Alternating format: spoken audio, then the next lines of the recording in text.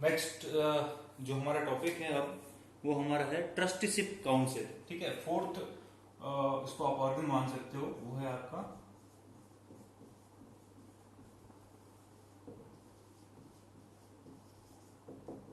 ठीक है। ये कुछ नहीं है कि जो गरीब देश है या जो ऐसे अंडर डेवलप्ड नेशंस है, ठीक है, पुअर नेशन हो या अंडर डेवलप्ड नेशंस हो, ठीक है, जिनको क्या है इकोनॉमी की जरूरत है या पैसे की जरूरत है रिवाइव करने के लिए, प्लस अगर किसी नेशन के अंदर कोई नेचुरल कैलामिटी हो गई हो, अर्थ की आ गया हो, फ्लड आ गई हो या कुछ सुनामी टाइप का कुछ आ गई हो, तो उनको जो आप पैसा देते हो, उनको जो आप पैसा देते हो, वो काउंसिल बनी हुई है, यूएन की एक ऑर्गन है, उसका नाम है ट्रस्टीशिप। ठीक है, ट्रस्टीशिप क्या होता है कि आप जो है किसी संस्था या किसी ऑर्गेनाइजेशन या किसी एरिया या किसी कंट्री के आप जो है उसको मदद करते हो, उसको इकोनॉमी सोशल उसको मदद करते हो और उसको सपोर्ट करते हो, और अगर वो बाद में जो है अगर अच्छा ग्रो कर देती है वो कंट्री, फिर से ट्रैक पे आ जाती है उसके सब कुछ, तो वो चाहे तो कंट्री जो है उसको पैसा वापस लौटा सकती है, जरूरी नहीं है लौटाना। ठीक है ना, जरूरी नहीं है लौटाना। तो ऐसी कंट्रीज जो छोटी कंट्रीज है जिनके अंदर प्रॉब्लम चल रही है किसी तरह की, उनको जो हेल्प करने वाली जो काउंसिल है, उनको जो हेल्प करने के लिए ऑर्गेनाइजेशन है यूएनओ की, वो है आपके ट्रस्टीशिप काउंसिल। पेज नंबर 263 पे है आपके, trusteeship council is one of the 6 organs of the UNO. UNO की जो 6 ऑर्गन है उसके अंदर से एक ऑर्गन ये भी है। It is mentioned in the article 7 of the UN charter. UN charter का जो आर्टिकल 7 है उसके अंदर लिखा हुआ भी है। दो it has a prominent place in the UNO yet it works under the control and supervision of the general assembly. ये यूएनओ का पार्ट जरूर है पर इसके ऊपर गाइडेंस या निगरानी जो है वो किसकी रहती है, जनरल असेंबली की। वो ठीक भी है क्योंकि जनरल असेंबली के अंदर सारे नेशंस होते हैं और वो पूरा ध्यान रखते हैं कि किसको क्या हेल्प वगैरह चाहिए। It deals with the supervision of non strategic trust administration. ठीक है, अब नॉन स्ट्रेटेजिक क्या हो गया, नॉन स्ट्रेटेजिक मतलब यहां पे arms, ammunition,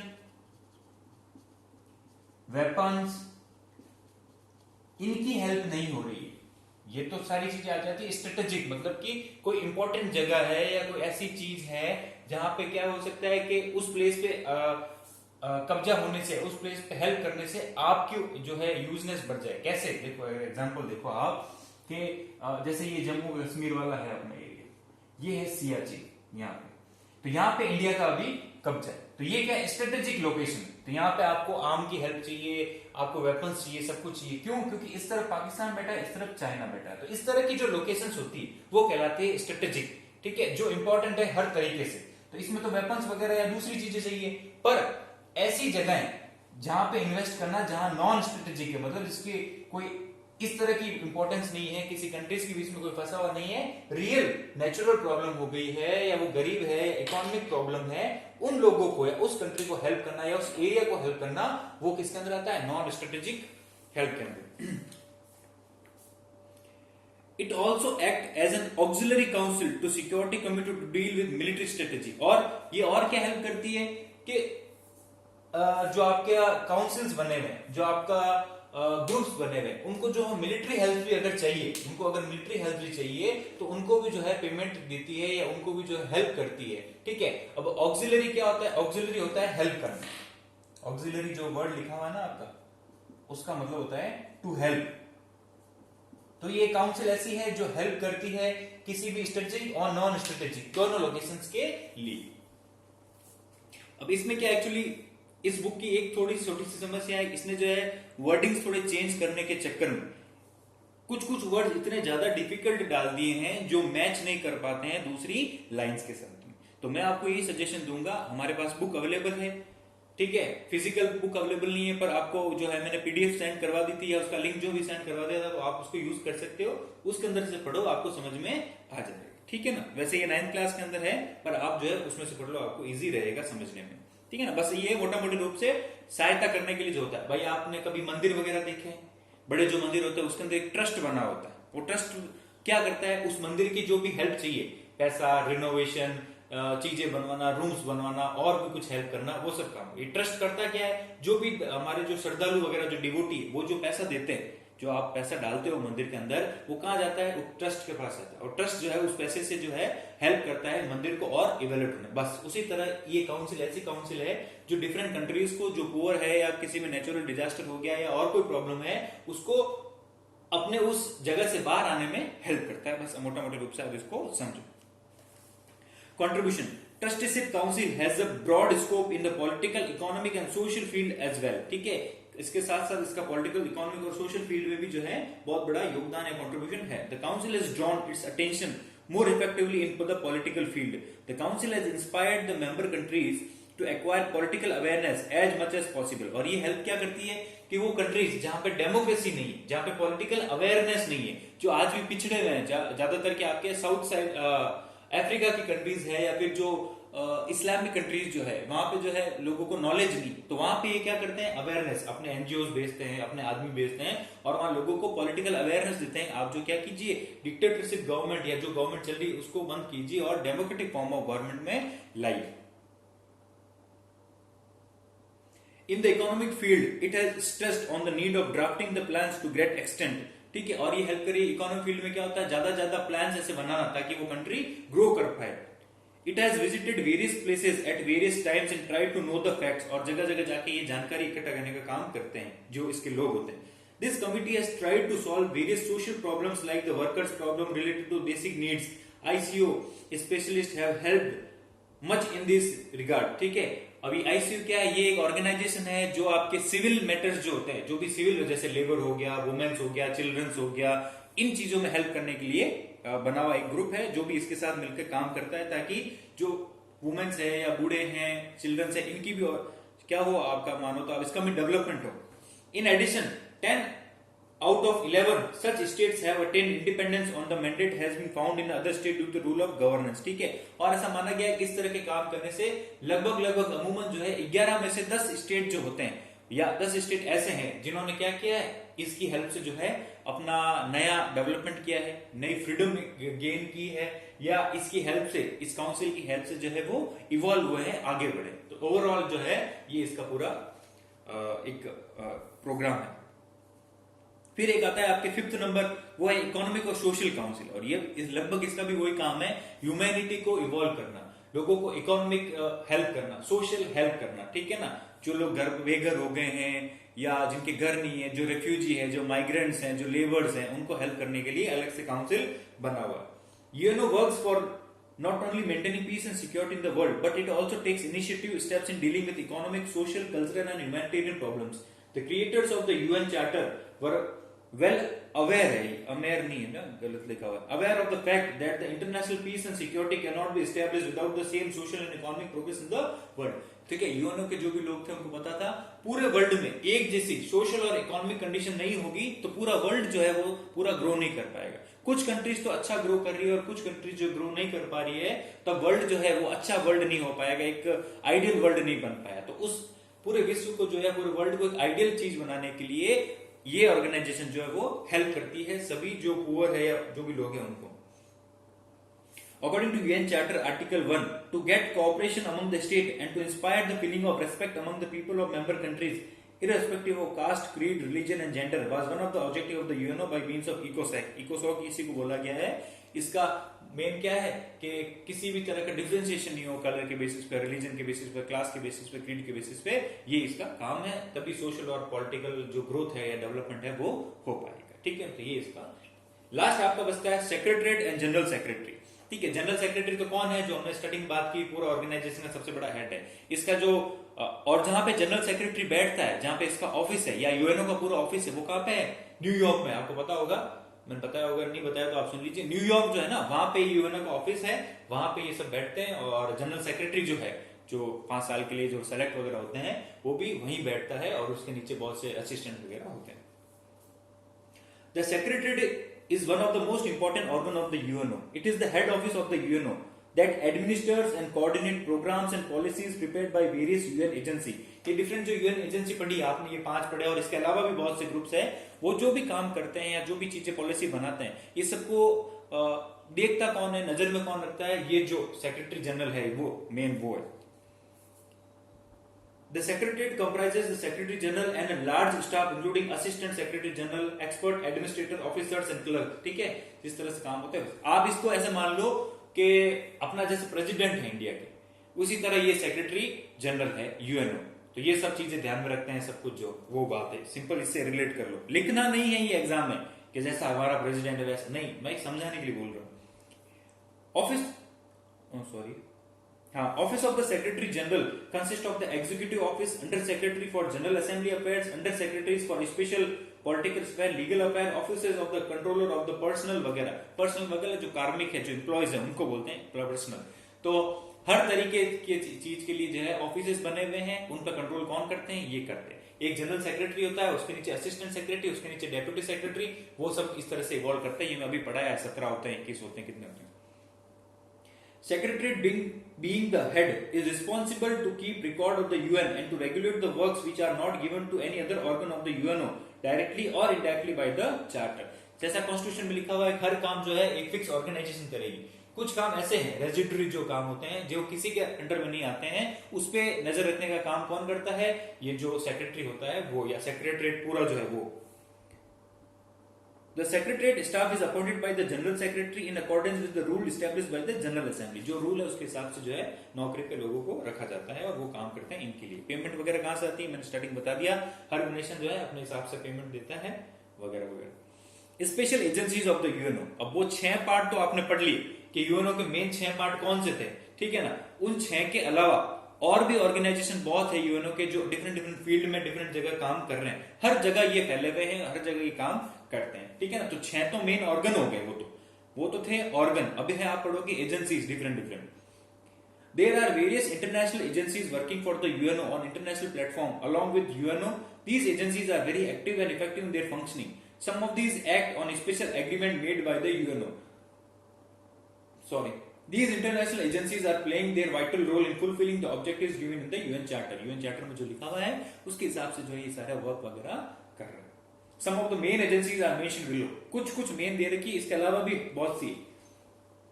UN educational scientific and cultural organisation, UNESCO एक करके है, वो क्या करती है, एजुकेशन साइंस और कल्चर के जो भी प्रोग्राम्स होते हैं या इस तरह के चीज को आगे बढ़ाने का काम करती है। UNIDO, the UN industrial development organisation, industries पे ध्यान रखने के लिए, इंडस्ट्रीज को आगे बढ़ाने के लिए पूरे वर्ल्ड में जो है इसके लिए ऑर्गेनाइजेशन है। World health organisation, world intellectual property, intellectual मतलब कि जो आप नया कोई आविष्कार करते हो, नई जो डिस्कवरी करते हो, उसको जो है ज्यादा ज्यादा बढ़ावा देना, नए बच्चों को आगे लाना, नए साइंटिस्ट को आगे लाना, ये इसका काम है।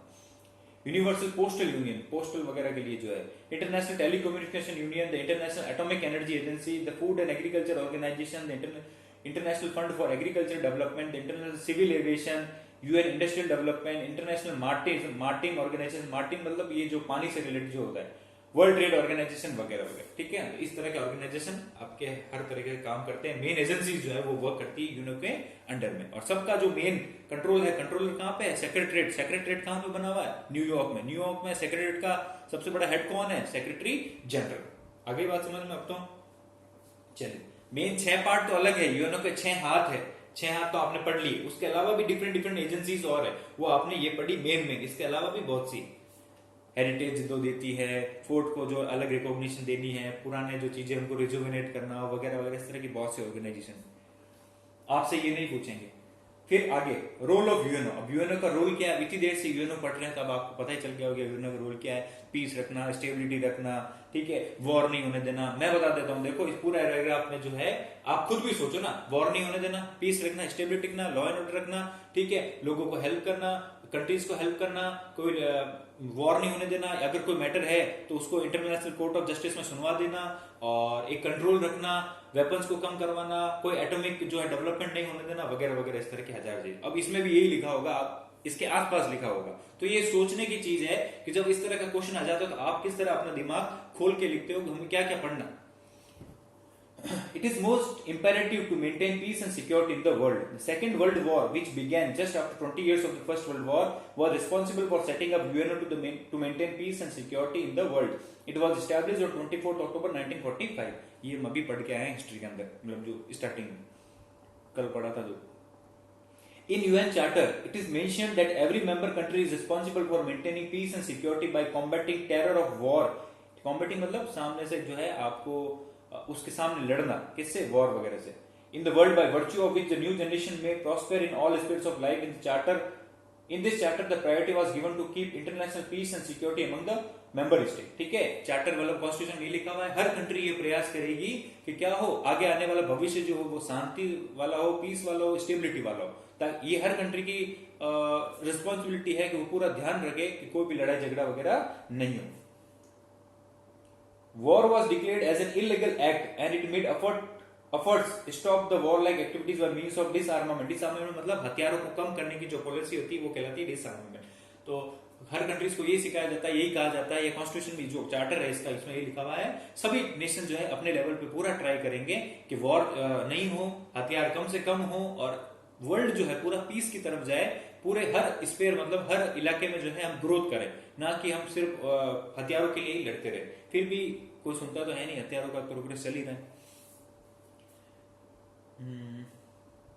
By uprooting colonialism to develop peaceful coexistence and help among the nation and responsibility for the protection of the peace of the world and safe etc. Safety कर लेना इसके लिए। ठीक है, अब वो भी बात आ गई, वो जो 3-4 दिन पहले हमने पढ़ा था, डिसआर्मेंट करना, एक्टिविटी रखना, कोलोनियलिज्म नहीं रखना, इंपीरियलिज्म नहीं फैलाने देना किसी भी कंट्री को, इस तरह की चीजें जो है फॉरेन पॉलिसी में होती है, वो ये बता रहा है। In the declaration of the UN Charter, the word international security has been used 32 times। ये जो वर्ड है इंटरनेशनल सिक्योरिटी, ये पूरे कॉन्स्टिट्यूशन में 32 टाइम यूज हुआ है। मतलब इसकी इंपॉर्टेंस इतनी है, कहने का मतलब है, इसलिए ये लाइन आई है। In the first article of the declaration, it is mentioned that the main objective of the UNO is to maintain international peace and security in every region of the world with effective and collective effort to stop war as well as to overcome the problem of maintaining peace in the nation across the world। वही बात को उसने घुमा के फिर से लिखा। पर ये अगर आप कहीं लिखते हो यूएनओ के बारे में, आपको एक्चुअल में लिखना है, तो ये जो 3 लाइन अभी हमने पढ़ी ना, in first article of the declaration से लेके अक्रॉस द वर्ल्ड, ये परफेक्ट लाइन्स है। अगर आपको यूएनओ के बारे में लिखना है ना, तो इतनी देर आपने इतना पढ़ा है, अगर आपको एज इट इज लिखना चाहते हो, वे मेरे नंबर कहीं नहीं कटे, तो ये 3 लाइन जो है मेरे को परफेक्ट ज्यादा लिखी, ये लिखोगे तो उसको पता चल जाएगा, इसको एग्जैक्ट पता है। In the last 70 years, the UN has tried its best to put forward its policies in maintaining peace and security in the world। पूरी पीस और सिक्योरिटी का ये जो है वो गाना गा रहा है, ठीक है ना। In the direction of डिसआर्मामेंट, nuclear weapons and डिसआर्मामेंट, it has done, ये क्या कर रहा है, डिसआर्मामेंट 2 बार आ गया, ठीक है ना। It has done a number of institutional activities and is still doing it. ठीक है, ये हमेशा ये ट्राई करता रहता है कि वर्ल्ड के अंदर जो है हथियार जो है वो कम से कम हो, मिसाइल्स कम हो, एटॉमिक वेपन्स बिल्कुल कम हो, इसके लिए अलग अलग चीजें करता रहता है, ध्यान रखता रहता है, ठीक है ना। इसके जो स्प्रेडर्स जो है, जो लोग हैं, वो पूरा ध्यान रखते हैं कि कोई कंट्री इस तरह के जो है अननेसेसरी चीजें नहीं करे, ठीक है। नॉर्थ कोरिया के साथ इनका ये मामला, नॉर्थ कोरिया क्या हाइड्रोजन बॉम्ब, एटॉमिक बॉम्ब बनाता रहता है जी का, वो किंग जोंग उन जो है, ठीक है ना, वो किसी की नहीं सुनता है, वो इसका मेंबर भी नहीं है यूएनओ का, ठीक है ना, उसको किसी से कोई मतलब नहीं है। तो वो एक थ्रेट है कहीं ना कहीं, अब सनक गई रात को तो चला दिया तो पूरा वर्ल्ड डिस्ट्रॉय कर सकता है उसको, इतने जबरदस्त वेपन से। To establish mutual friendship and cooperation among various states, it has played an important role in developing social, economic and cultural health. It has passed international proposals like, ठीक है, इसने different proposals जो है नए हर 2 साल में चीजें रखते रहते हैं। क्या? To set up international economy, ये बोल रहा है आप बाकी चीजें छोड़ो, डेवलपमेंट करो। डेवलपमेंट से क्या आएंगे? पैसे आएंगे, इकोनॉमी को बढ़ाओ। To declare the Indian Ocean as a peaceful territory, Indian ocean के जो इलाका है जहाँ पे जो है थोड़ा प्रॉब्लम चाइना कर रहा है, थोड़ा पाकिस्तान कर रहा है, कि ये एकदम शांत हो जाए। To work for nuclear disarmament and control over the weapons, weapons पे कंट्रोल रहे और न्यूक्लियर जो हथियार है वो भी कम से कम हो। To free the dominion colonies, अगर कोई किसी पे अभी भी कोई रूल कर रहा है कंट्री किसी और कंट्री पे, तो वो बिल्कुल कम हो जाए। टू अबॉलिश रेसिज्म, रेसिज्म जो काला गोरा वगैरह जो वो नहीं हो। To abolish the policy of apartheid in South Africa, apartheid मतलब रंग भेद की जो नीति होती है साउथ अफ्रीका में, उसको बोलते हैं। And many such international problem, और इस तरह की हजारों प्रॉब्लम जो है उसको कंट्रोल में रखने का काम इसका होता है। तो रोल आपने पूरा समझ लिया। World peace and UN efforts, अब इसने जो क्या क्या एफर्ट्स वगैरह किए हैं, कहां इसने हजारों चीजें की है, आज से 70 साल हो गए, हजारों चीजें की है, पर कुछ आप जो इंपॉर्टेंट देख लेते हैं।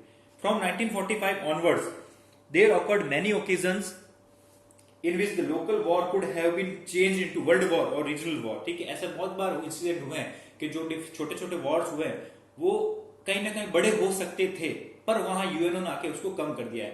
अपनी बात करें तो इंडिया पाकिस्तान, इंडिया चाइना, ये वॉर्स बड़े हो सकते थे, क्योंकि वॉर्स में क्या होता है भाई, इंडिया की हेल्प करने के लिए फिर उधर से रशिया आ जाता, पाकिस्तान की हेल्प करने के लिए उधर से चाइना आ जाता, फिर उधर हेल्प करने के लिए अमेरिका आ जाता है। इस तरह से पूरा वर्ल्ड ही इंगेज हो जाता है। वही बात है ना, एक छोटी सी बात हुई उस पर क्या है, धीरे धीरे धीरे करते करते करते इतने ज्यादा लोग इकट्ठे होकर वो मारा मारी, बस वही वर्ल्ड वॉर में यही होता है। तो आप उसको अगर पहले ही रोक देते हो, टाइम तो लगता है महीना 2 महीना, पर उसको वही रोक देते हो तो फिर इसका इन्वॉल्वमेंट नहीं हो पाएगा, यही बात। UNO stopped such warlike activities by means of a specific security arrangement. It has its strategies mentioned in the UN Charter 7th chapter to combat the terror of war and to save the world from falling into dangerous and terrible circumstances. ठीक है, world जो है इस भयंकर situation में ना हो, स्थिति खराब नहीं हो, इसके बारे में यूएन चार्टर में अलग अलग अरेंजमेंट लिखे हुए हैं, क्या क्या स्ट्रेटेजी इनको अपनानी है, ये इनके कॉन्स्टिट्यूशन में लिखा हुआ है, 7th चैप्टर है उसके अंदर। To solve the complex problem of the member state, it takes into account peaceful means. Many critical disputes have been solved by UNO on the basis of bilateral talks among the member states. Such problems are being solved under the banner of peacekeeping force of UNO. ठीक है, और इस तरह के मुद्दे जो कहीं कहीं हो जाता है तो उसके लिए खुद की एक पीस कीपिंग आर्मी रखी हुई है। मतलब हर कंट्री क्या करती है, जैसे पैसे देती है ना, स्टार्टिंग में मैंने बताया, उसी तरह अपनी आर्मी से कुछ कुछ जवान जो है वहां पे भेजती है। वो जवान सब जो है यूएनओ के अंडर में होते हैं या यूएन पीस कीपिंग होती है, मतलब हर जगह जो है शांति बनाए रखना अगर कहीं कोई प्रॉब्लम हो जाती है तो। ठीक है, तो ये उस आर्मी का काम होता है। जनरली वो लड़ाई झगड़े नहीं करते, उनका काम होता है बस एक डराने के लिए बनी हुई है ताकि अगला कोई भी प्रॉब्लम हो। जनरली क्या है, सूडान वगैरह जो है, अफ्रीका की कंट्रीज जो है, वहां पे ये प्रॉब्लम क्या होती है, कबीलाई लोग रहते हैं और वहां पे वो लड़ाई झगड़ा आपस में लड़ते रहते हैं, तो उनकी खुद की कोई आर्मी है नहीं, तो बस उस जगह को जाएगा कौन, तो इसलिए उस जगह जाने का काम किसका होता है, यूएनओ का होता है। यूएनओ खुद की एक आर्मी रखता है, जनरल परमानेंट नहीं है, टेम्पररी है, ठीक है ना, तो वहां पे सेंड कर दिया जाता है 6 महीने के लिए। आपने सुना होगा कोई आर्मी में जो लोग होते हैं, सब नहीं कुछ कुछ, तो 6 महीने के लिए जो है यूएन पीस कीपिंग में जाके आए, मतलब वो अफ्रीका में रह के आए, फिर वापस वो अपने घर आ जाते हैं। इंडिया, पाकिस्तान, हर नेशन के कंट्रीज के लोग जाते हैं वहां पे।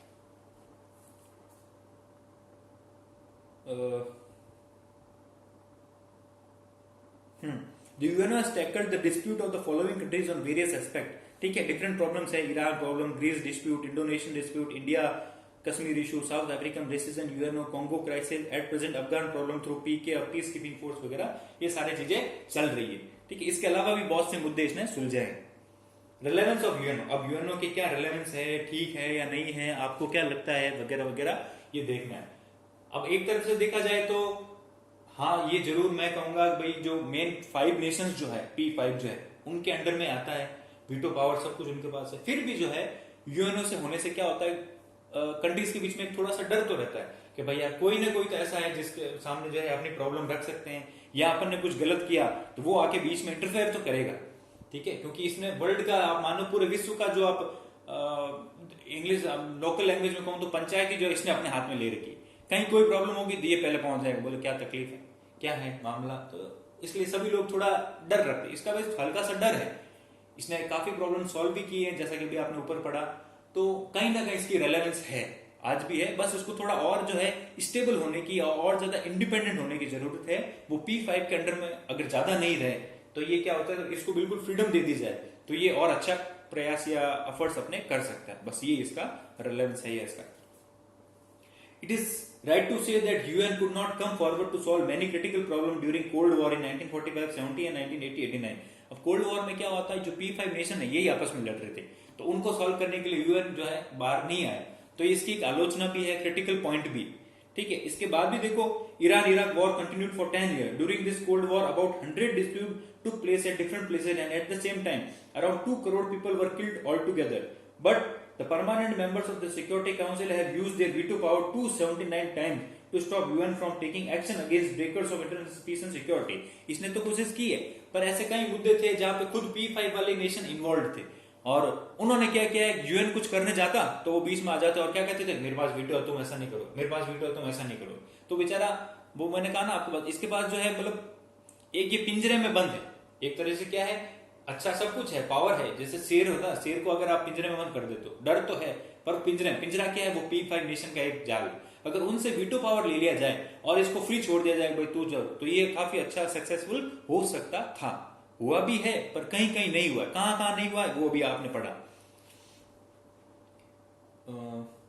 But the essential thing for it is that the most powerful body of the UNO Security Council must be democratized, decentralized and empowered. Democratized मतलब कि यहाँ बिल्कुल सबका स्टेक बराबर हो, ठीक है, जरूरी नहीं P5 भी कंट्रोल करे, पूरे 193 कंट्रीज को पावर इक्वल होना चाहिए। डिसेंट्रलाइज मतलब एक आदमी के पास या 5 नेशंस के पास सारा पावर नहीं हो, पावर जो है बटा हुआ हो।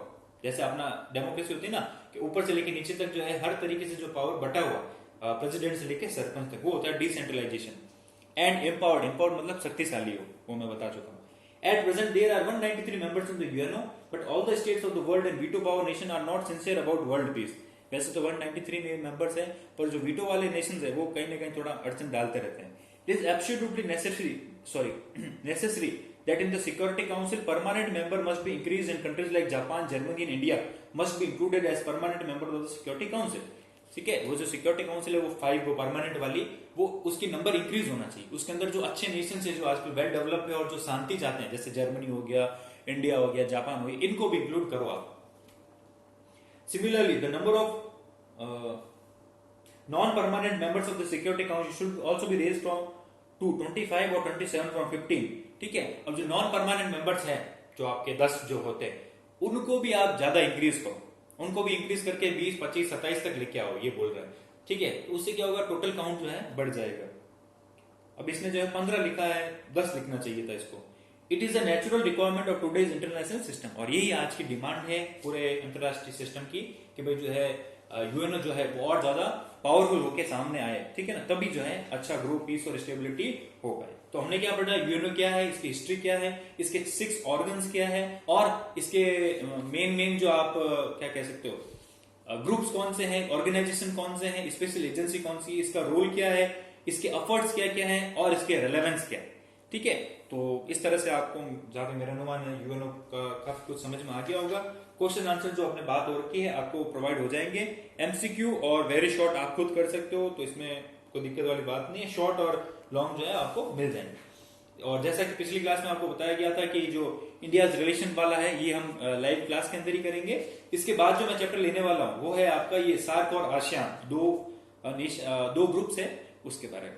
इसके साथ ही जो है जब ये चैप्टर में स्टार्ट करूंगा आज या कल, जब भी, ठीक है ना, कल ही होगा, आज तो ये चैप्टर्स को यही रहने देते हैं। ठीक है, इसके साथ साथ जो मैं क्या करूंगा, आसियान एक अलग वीडियो बनेगी और सार्क वाले की अलग वीडियो बनेगी। इसके साथ जो है मैं ग्रुप में ये ट्राई करूंगा, मैं फिर से बोल रहा हूँ ट्राई करूंगा, कोई मेरे को और डॉक्यूमेंट्री या वीडियो मिल गई यूट्यूब प्लेटफॉर्म पे तो मैं उसको भी शेयर कर दूंगा, ताकि आप उसे समझ सको आसियान है क्या, सार्क है क्या, वगैरह वगैरह। पर पहले मैं अपनी वीडियो डालूंगा, उसके बाद में जो दोपहर तक, शाम तक जो है वो वीडियो डाल दिया जाएगा। ठीक है ना, और इसके बाद जो है क्योंकि अपन एक चैप्टर छोड़ रहे हैं तो उसके कंपनसेशन में अभी क्या कर रहे हैं, तो जो यूनिट 1 का जो 2 चैप्टर है, जस्टिस और पावर, अथॉरिटी, लेजिटिमेसी, ये 2 चैप्टर्स में आपको प्रोवाइड करवा दी जाएंगी। ठीक है ना, तो ये 2 चैप्टर कर लेंगे। और यूनिट 4 जो है, जो मैंने कहा ये कुछ नहीं है, 5 चैप्टर्स नहीं है, ये 5 ऐसे है, बस थोड़े से लंबे हल्के से लिखे हुए हैं, 5 ऐसे हैं। इसको पढ़ो तो आपको इंटरेस्टिंग भी लगेगा, आपको समझ में भी आएगा। ठीक है ना, क्योंकि आप पार्ट भी पूरा पढ़ चुके हो, तो राइट्स वगैरह सब जानते हो। ठीक है, एक बार ऐसी नजर डाल देना, आपको इजी रहेगा। फिर अपने चैप्टर्स बहुत कम रहेंगे और ये जो है बहुत ही मिनिमम टाइम में, अराउंड आप देखो महीने भर में जो है सारे चैप्टर्स हो जाएंगे जैसे ही स्कूल्स ओपन होती है। तो अब अपन को डरने की जरूरत नहीं है, बस बात ये है रिवीजन कर देना। और वो जो लोग जो ध्यान नहीं दे रहे हैं, अभी भी जो है सीरियस नहीं है, वो लोग ध्यान दे दो भाई। और मैं ये चैलेंज कर रहा हूं खुद कि काफी लोगों ने अभी भी वीडियोस नहीं देखे हैं, जिन्होंने देखे हैं मुझे नाम पता है उनके, बाकी काफी लोगों ने अभी वीडियो नहीं देखे हैं, तो भाई वीडियो देख लेना। ठीक है ना, पढ़ना तो आपको पड़ेगा ही, चाहे आप होम साइंस ले लो, चाहे आप ड्राइंग ले लो, उसमें भी तो पढ़ना पड़ेगा, बैठे बैठे मार्क्स नहीं आने वाले। ठीक है, और ज्यादा तो मैं क्या कहूँ, बार बार खुद के बारे में, वो जो ये पढ़ना आपको है, मेरा वही इंफोसिस है कि आप पढ़ लो, बाकी मुझे कोई ऐसा कोई खास लगाव वगैरह नहीं है कि भाई आप मुझे पता नहीं कुछ दे दोगे। ठीक है, और एफर्ट्स मेरे में डाल रहा हूँ, ये इंपॉर्टेंट है, इसको स्किप मत करना ना, वीडियो बंद कर दो।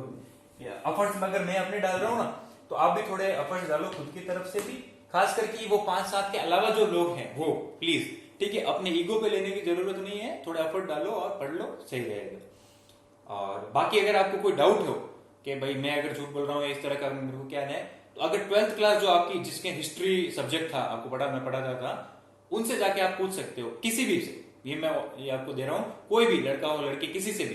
ठीक है, स्टार्टिंग में तो उनको भी यही लगता था सर बहुत खड़ूस है, पर आप किसी से भी पूछ सकते हो कि जो सर ने कहा था, मैंने 2 पेपर दिए थे उनको फाइनल, लेकिन 2 पेपर पढ़ लो आपके कोर्स आएगा।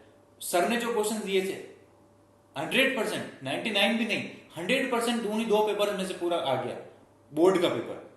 तो जब मैं पूरा अपना तरफ से कर रहा हूँ तो आप भी थोड़ा करो, समझने वाले समझ जाएंगे, बाकी तो चलो ठीक है ना। तो ओके, थैंक यू।